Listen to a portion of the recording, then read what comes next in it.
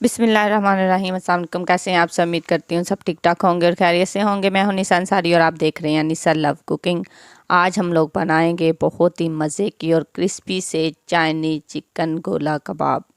वैसे तो आप लोगों ने बहुत सारे सिंपल कि वो क्या बोलते हैं चिकन या बीफ के भी खाए होंगे, तो यहाँ पे हम लोग वेजीज़ का इस्तेमाल ज़्यादा करेंगे। सबसे पहले हमें चाहिए बंद गोभी, जिसको आप लोगों ने बारीक कट कर लेना है। शिमला मिर्च को भी आप लोगों ने बारीक कट कर लेना है और गाजर को भी आप लोगों ने, इन तीनों चीज़ों को आप लोगों ने बारीक कट करना है। ये बारीक इसलिए कट करना है कि जब आप लोग इसको शेप देंगे ना तो ये बहुत ईजीली आपस में जुड़ जाएंगे।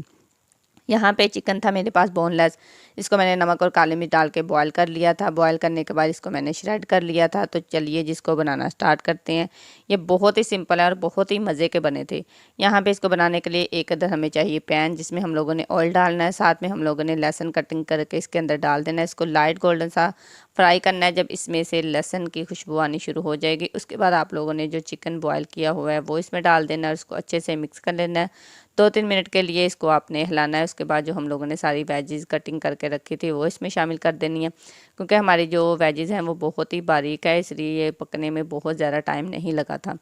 इन सारी वेजीज़ को डालने के बाद आपने अच्छे से इसको मिक्स कर लेना है। उसके बाद हम लोग इसमें सॉसेस शामिल करेंगे। इसमें शामिल है चिली सॉस, तकरीबन 1-1.5 चम्मच के करीब जाएगा, और सिरका जाएगा 1 चम्मच के करीब। इसको अच्छे से आप लोगों ने मिक्स करना है। उसके बाद इसमें जाएंगे स्पाइसी, जिसमें शामिल है 1/2 चम्मच नमक, 1/2 चम्मच इसमें जाएगी बीज वाली मिर्च, और इसमें तकरीबन 1/2 चम्मच के करीब ही जाएगा सफ़ेद मिर्च, और 1/2 चम्मच के करीब इसमें जाएगा काली मिर्च का।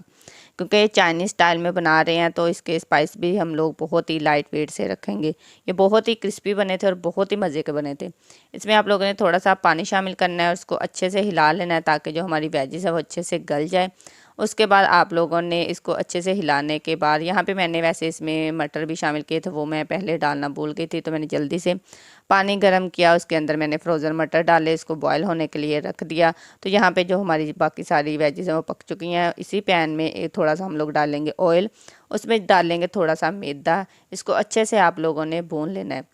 इसको भूनने के बाद इसमें आप लोगों ने दूध शामिल करना है। तो वेजीज जितनी आपकी होंगी उस हिसाब से आप लोग मैदे और दूध की क्वांटिटी कम या ज़्यादा कर सकते हैं। ये हम लोगों ने इसलिए इसमें शामिल किया है क्योंकि हमारी जो वेजेस हैं ना वो अच्छे से इसके अंदर मिक्स हो जाएंगी, और इसका जब हम लोग मटेरियल को शेप देंगे ना तो इजीली आपस में जुड़ जाएंगे। तो मैदे और दूध की क्वांटिटी आप लोग अपने हिसाब से कम या ज़्यादा कर सकते हैं। बस इसमें आप लोगों ने ये ध्यान रखना है कि जब भी आप लोगों ने मैदा शामिल करना है तो इसकी बुनाई अच्छे से करनी है। मीन्स कि जब आप लोग इसको बनाकर खाएंगे ना तो इसमें कच्चापन मैदे का ना आए। इन सारी चीज़ों को अच्छे मिक्स करने के बाद मैंने मटर इसमें शामिल कर दिए थे। मटर आप लोग जब सारी वेजेस शामिल करनी है उस वक्त भी कर सकते हैं। मैंने लास्ट में इसलिए किए थे, मैं इसको भूल गई थी बॉयल करना। उसके बाद इसमें हरा धनिया डालेंगे। तो इसको आप लोगों ने जब भी बनाना है ना, इन सारी चीज़ों को बनाने के बाद आप लोगों ने इसको ठंडा कर लेना है। उसके बाद आप लोगों ने 10-15 मिनट के लिए इसको फ्रीज़र में रख देना है, ताकि ये अच्छे से सेट हो जाए। अगर आप लोग इसको पहले से अच्छे से ठंडा करके सेट करेंगे ना तो आपके जो ये गोला कबाब है ना ये बहुत ही अच्छे से बनेंगे। लेकिन मुझे यहाँ पे क्योंकि अफ्तारी का टाइम हो रहा था तो मुझे जल्दी चाहिए थी, इसलिए मैंने पहले ही शेप देकर उसके बाद इसमें इसको फ्रिज में रख दिया है सेट होने के लिए। दूसरी तरफ हम लोग इसकी कोटिंग रेडी कर लेंगे। मैदा आप लोगों को चाहिए 3 चम्मच, जिसमें आप लोगों ने 1 चम्मच शामिल करना है कॉर्नफ्लोर का।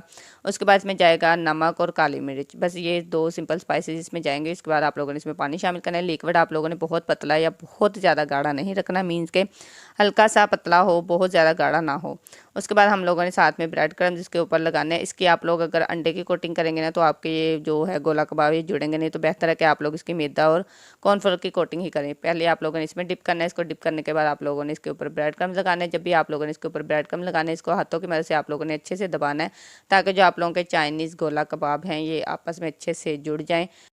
आई होप आप लोगों को मेरी वीडियो पसंद आ रही होगी। तो जिन लोगों को मेरी वीडियो पसंद आती है काइंडली हो मेरी वीडियो को लाइक और मेरे चैनल को सब्सक्राइब कर दिया करें। मेरे चैनल को सब्सक्राइब करना मत भूला करें, क्योंकि मैं आप लोगों को ये हर वीडियो में कहती हूँ कि आप लोग लाजमी मेरे चैनल को सब्सक्राइब किया करें।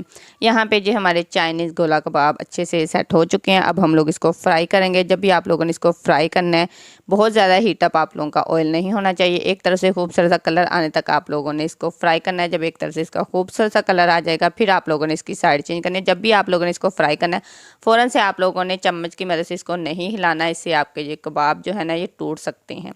इसको बहुत ही खूबसूरत और प्यारा सा कलर आने तक आप लोगों ने इसको फ्राई करना है। उसके बाद आप लोगों ने इसको एक छलनी में निकाल लेना है ताकि इसके अंदर जो घी है वो अच्छे से रिमूव हो जाए। लाजमी आप लोग इस रेसिपी को ट्राई कीजिएगा क्योंकि हमारे घर में तो ये रेसिपी बहुत ही ज़्यादा पसंद की गई थी और ये बहुत ही लाइट वेट से गोला कबाब बनते हैं और ये बच्चों को भी बहुत पसंद आते हैं। मीन्स के जिनके घरों में बच्चे वेजिस वगैरह नहीं खाते, अगर आप लोग इस तरीके से उनको बना कर देंगे ना तो बच्चे आपके बहुत शौक़ से खाएँगे। आप लोग इस रेसिपी को लाजमी ट्राई कीजिएगा। अब मैं आप लोगों को तोड़ के दिखाती हूँ कि इसकी अंदर से लुक कितनी खूबसूरत और मज़े की बनी थी। मिलते हैं नेक्स्ट वीडियो में, तब तक के लिए मुझे दें इजाज़त और अपना बहुत सारा ख्याल रखिएगा। मुझे दुआ में याद रखिएगा। अल्लाह हाफिज़।